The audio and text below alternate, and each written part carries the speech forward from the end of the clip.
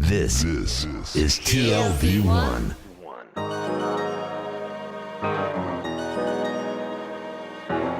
The Tel Aviv Review.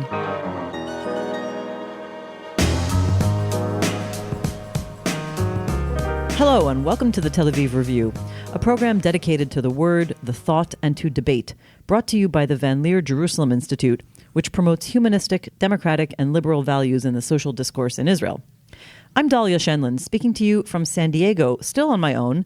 Every week we interview people producing research and books that help us understand a little bit more about our complicated world.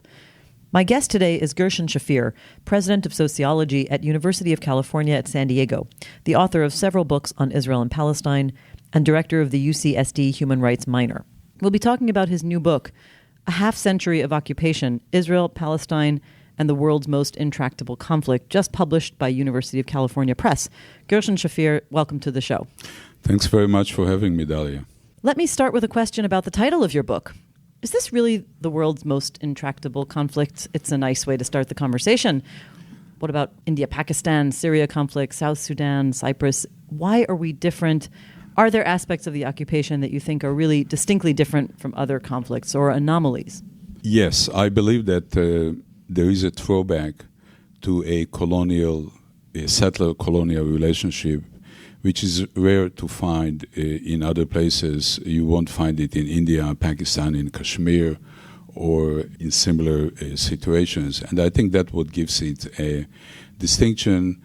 It's an anachronistic career or character, I should say, which makes it both more difficult to understand and difficult to resolve.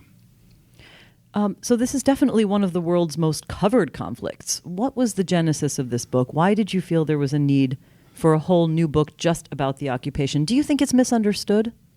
Well, one of the byproducts of the Israeli occupation is the denial of that very occupation. In fact, I would say that Israel has built a palace of denial with multiple rooms, and in each one it houses a different aspect of that denial. There is silence, there is secrecy, and there is subversion. In fact, the subversion, which I will call, following the experience of of some environmentalists, I will call denialism, or in Hebrew it would be hakhashanut. What does that actually mean? It means that there is an employment of rhetorical tactics to give the appearance of argument of a legitimate debate when in actuality there is none. And it makes it all the more difficult to talk about the occupation when it is being hidden behind alternative frameworks such as contested territory or just national conflict. Why do you think Israel has such a hard time admitting to itself its own policy? And is this denialism just internally, like Israel can't admit to itself, or it can't admit it externally to the world? I think the purpose of this hakhashanut or denialism is not just, it actually, I would say, serves a double purpose. One really is to hide it from others, but also from ourselves. And it's a constitutive part of the occupation itself, insofar as by arguing that this occupation is something that happens out there, that it is accidental, that it is temporary, that it dissolves us from our own responsibility.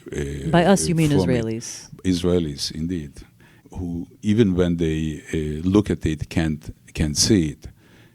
As this is something that happens outside of Israel to others who don't have the same rights and protections. And therefore, it is easy, even for those who visit in the occupied territories, even those who maintain the occupation, to deny its very existence.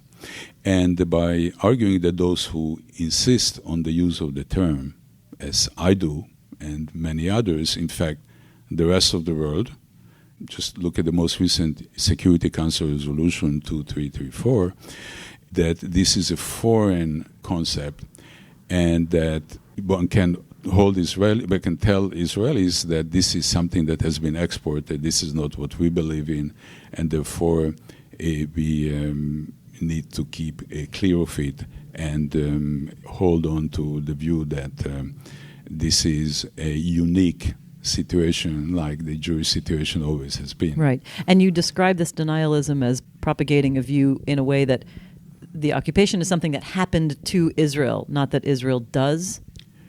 Well, that is the entry point into it, but it has many additional aspects. One of which, as I mentioned, is that Palestinians who live there do not have the same kinds, they don't have their rights, including their right to the land, because they are not a sovereign people. So ultimately, the denial is the denial of is a people denied Palestinian rights. Oh, so it's not just denial of occupation; it's denial of Palestinian peoplehood. This is another room of the denial palace. Yes. It reminds me of the opposite of the Dream Palace of the Arabs by Fuad Ajami years ago, sort of a counterpart. Yes, or of memory palaces, where we store our precious recollections. Right. Let me ask you, as long as we're on terminology, another term that you use quite conspicuously, I would say, throughout the book is colony, colonizers, colonial. Can you explain why you insist so much on using that term? Yes. The term settlement, the term that we commonly use in English, is really an anodyne term. It doesn't have any political signifier, and commonly when we talk about settling things in English, we mean we have resolved them, they are no longer there, we have taken care of it. That is obviously not the case here, nor is there a historical or comparative or political dimension, and so I prefer to use the term colony and settler colony and colonization very much as the French use it. For them, when you read a French newspaper, the term you commonly come across is colonisation. But, in English, historically, the term used to be planting a colony.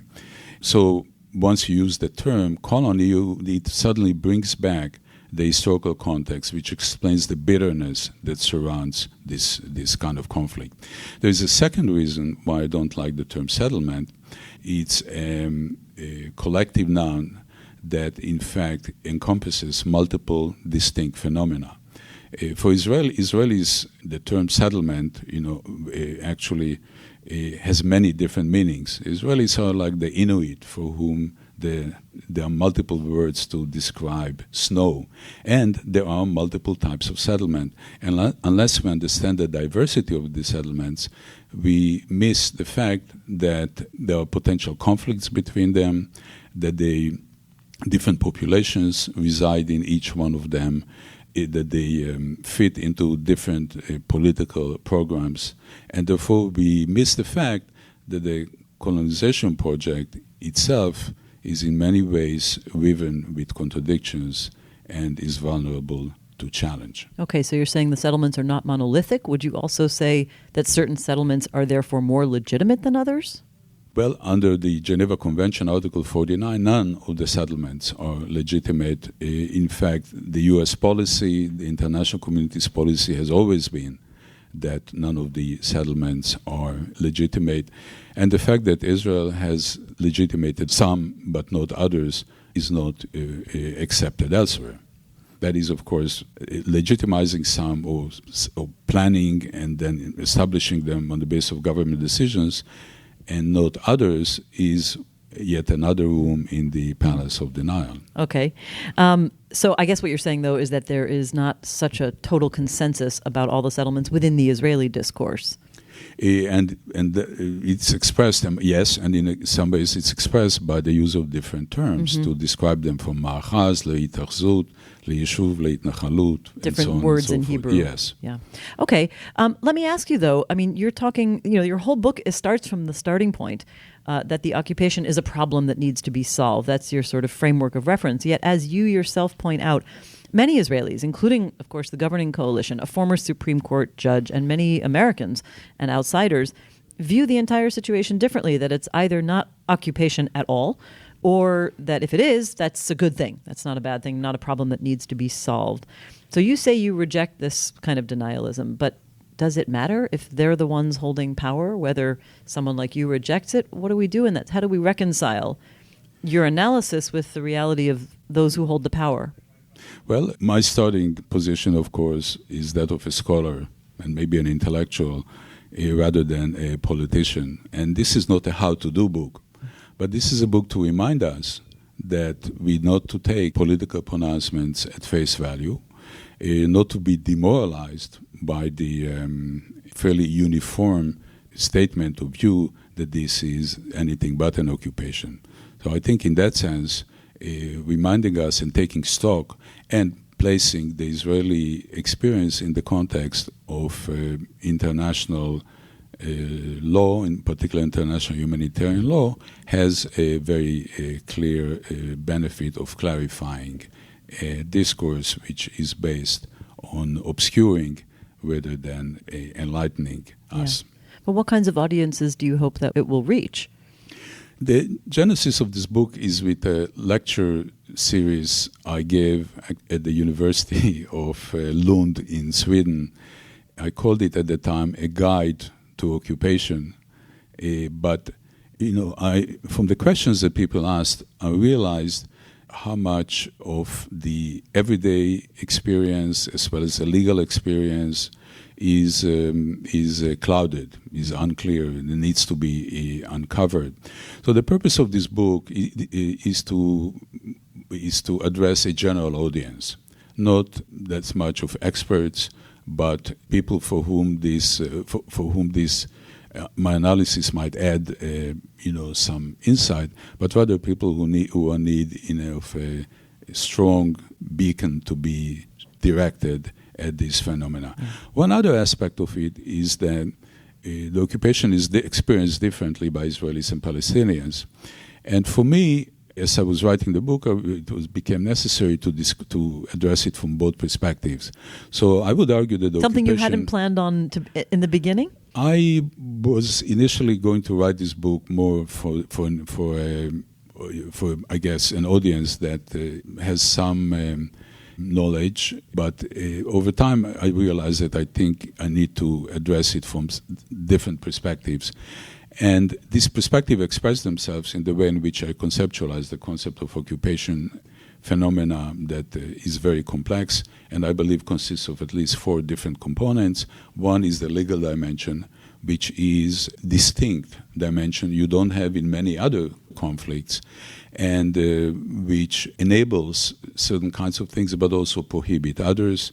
The second, from the Palestinian perspective, it is an everyday life experience that needs to be described as such, consisting of different techniques of control and domination. But thirdly, it also one other unavoidable aspect is the resistance to the occupation.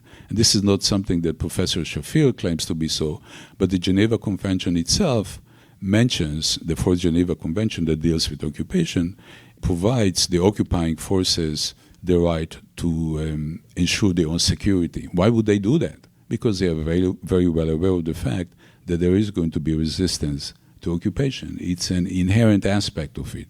And finally, the engine of the Israeli occupation, of course, is the colonization project. The occupation is the legal husk, is the framework within which the colonization is being carried out. It is the driving force. And the final outcome, what we see now in the West Bank, is a very complex geographical mosaic consisting of areas A, B, and C, H1, H2. That's in Hebron for our listeners who don't know. Yeah. Or the seam zone, the area between the separation wall and Palestinians who live on its wrong side, and so on and so forth. Yeah, you even mentioned one town that is completely surrounded, not even a town, a family. Actually, there is one family, the Amr family, that has its own gate in the wall, its own door, so it can go back and forth from time to time. And this very complexity is the result of the resistance to the everyday life experience. It is an accommodation, Israeli accommodation, to the redeployment, disengagement, and all these other fancy words that stand for recognition of the Palestinian resistance, which requires the changing of the character of the occupation. Yeah. Let me ask you a little bit more about that aspect that you pointed out, how the occupation is lived by Palestinians, because it is a matter of their daily life. You address their lived experience of people living under a military regime for 50 years. One of the interesting facts that you point out is that by 1987, 20 years after the occupation began, about 39% of Palestinians were employed by Israel. Yes. So what has that meant for the development of Palestinian society and economy? Can you compare it with where things are now and what it potentially means? What are the implications of that for the potential for resolution? Well, the early stages of the occupation were called by the Israelis, I guess, half seriously, but maybe also half facetiously, an enlightened occupation, one that would be invisible, maybe even normal. Is that another room in denialism? Yes, I would say it would be invisible to the Israelis and normal to the Palestinians, yes. And it consisted of different portions. One was a more indirect form of rule, leaving Palestinian municipal authorities in place. A second one was the judicial review of the military governments and the Israeli government's policies in the Palestinian territories. But the third one was the integration of these territories into the Israeli economy. In fact, the Israeli military government early on began publishing a report that was called Progress in Economic Development. So they are very proud of the fact that they are moving the Palestinians along. And it was in particular the integration of Palestinians into the Israeli labor market, which was much more advanced and therefore paid higher income, that played an important role, yes. In other words, the Israelis supported that integration. Israel was very much interested in that economic integration. At the same time, when two economies are integrated, not only labor but capital also travels in both directions. This wasn't the case here. So while individual Palestinians benefited from being employed in the Israeli economy, and I remember, meeting many, the Palestinian economy as a whole has not benefited because Palestinian entrepreneurs were not allowed to establish their own factories that could compete with the Israeli economy. And in fact, if you look at the development of the standard of living in the occupied territories and compare it with the living standards in the surrounding Arab countries, Syria, Jordan, and so on, you discover that the standard of living went up in those countries as much as it did in the occupied territories, yes. Now, this is no longer the situation, in large part as a result of the first and then the second intifada and the building of the separation wall. The percentage of Palestinians who are employed in Israel has fallen precipitously. Those from Gaza has fallen drastically.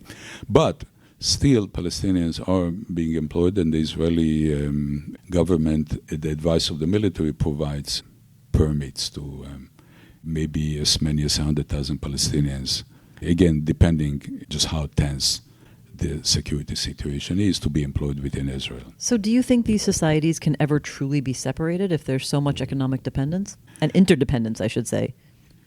First of all, they are, for many practical purposes, that separate. Even the settlements are laid out in such a way. But most of the settlements. At the same time, political separation doesn't require economic separation. Here, I live here on the border between Mexico and the United States. And in fact, in a part of the United States that used to belong to Mexico until the Guadalupe-Hidalgo Treaty of 1848.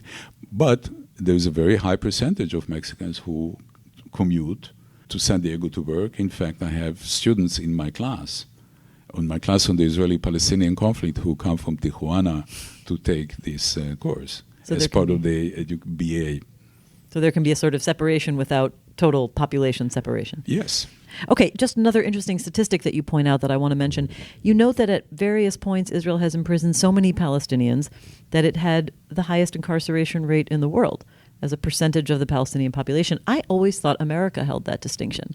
Is there more in common between these societies than we sometimes realize in terms of beyond the normal things we think Israel and the Palestinians have in common? And in general, are there parallels you can make between the occupation and the situation of African Americans in the U.S.? Yes. The big irony is that many theories of colonialism used to describe European Jews as the African Americans of Europe. And just in a recent book by Patrick Wolf, Traces of History, but one that builds on Frantz Fanon and others. He points out that Jews became racialized when they left the ghetto very much in parallel with African Americans when they left the South and moved to the North. So today, of course, this parallel no longer holds, and Palestinians are the ones who compare themselves to African Americans in the United States. But the incarceration project in Israel has really been very, very extensive, and it has certain aspects that you don't find in the United States, such as administrative detention. Can you explain more about that? Well, meaning that somebody who is potentially suspect can be held in jail in Israel without being charged for 6 months, with the option of renewal every so often, of every 6 months. And there are hundreds of such Palestinians in jail, more recently due to posts on Facebook that are viewed as incendiary or incitement. So people have been put in administrative detention because of posts they've written on Facebook. Okay, so this is the difference with the U.S. because actually people are living under military law, which doesn't allow those kinds of civil rights that we see in the American justice system. Yes. On that cheerful note, I want to go back to the settlement question, because something that I think is quite interesting is that you point out that the settlement project succeeded very thoroughly, not only because of the minority of religious Zionists who were advancing the settlement project and really the pioneers of the settlement project, but also because of the backing of the actors that we typically consider the more dovish actors in Israeli society, such as the Labor Party, and even you mentioned secular activists.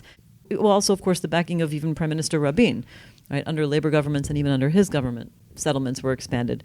So how does this work? Is really all of Israeli society implicated in the settlement project?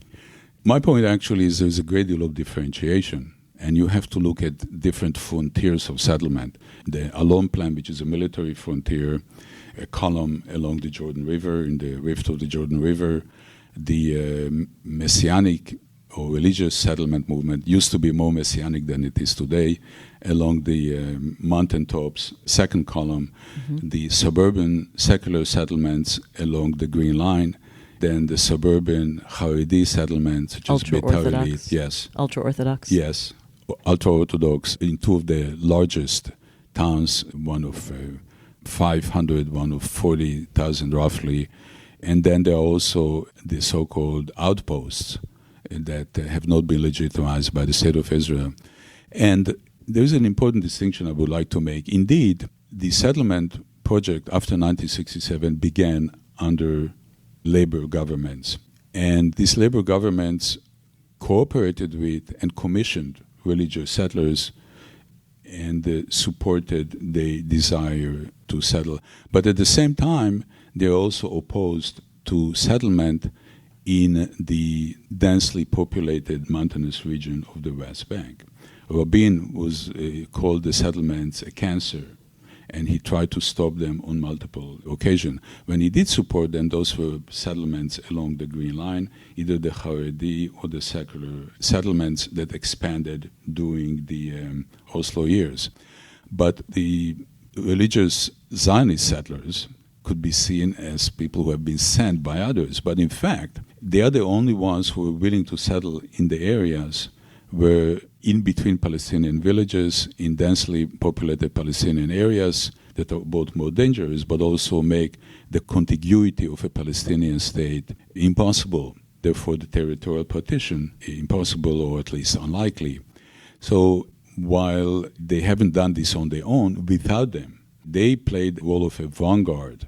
And today, they very clearly played that role in the Israeli Knesset and in the Israeli government.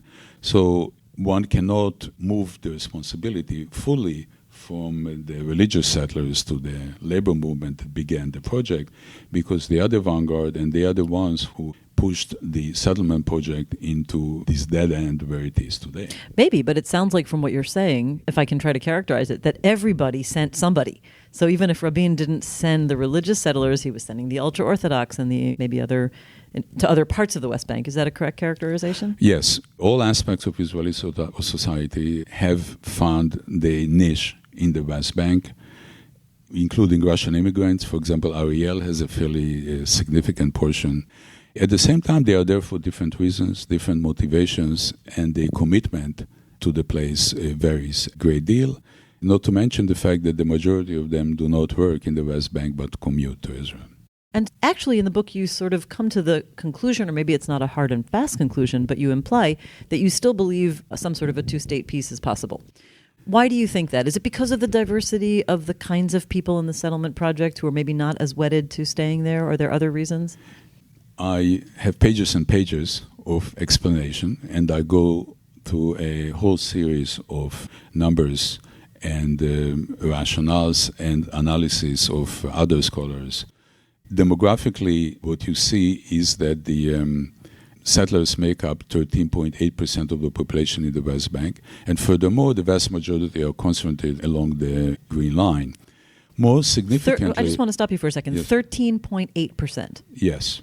Not more than that. About 405,000 as of mid-2016 in a population of around 3 million or so in the West Bank. I'm not counting East Jerusalem here, the ring cities around East Jerusalem. Okay, but you're counting the portion of settlers as a portion of all the population in the West Bank. That's correct, yes. And probably most significantly, the growth rate of the settlements is in decline. In fact, very serious decline, has gone from the 1990s rate was 10% per year to 3.9% in 2016. Now, it's common for growth rates to decline because the fundamental number to which they are, on the basis of which you calculate the growth rate, increases. However, what is probably most damning is that most of the growth of the settlement is due not to immigration of Israelis, if that's the right term, or movement of Israelis from across the Green Line, but to natural growth. And at least half of that natural growth comes from the two Haredi towns in the West Bank. What do you think is the main change in the nature of occupation, especially in terms of the lived experience of Palestinians, but maybe also in the minds of Israelis, over the course of 50 years? It's a half a century. What's changed? I think the major changes have to do with with the first and second Intifada, and with the Israeli responses to them. So the so-called enlightened occupation, which sought to advance Palestinian interest in some ways in return for Palestinian gratitude to the Israeli occupiers, is no longer the case. Israel has no longer holds itself responsible for the welfare and the livelihood of the Palestinians as part of the establishment of the Palestinian Authority. Nevertheless, it maintains a control which is not internal but more external to the separation wall and to the checkpoints, which are the typical mechanism for movement control in the post-Intifada periods.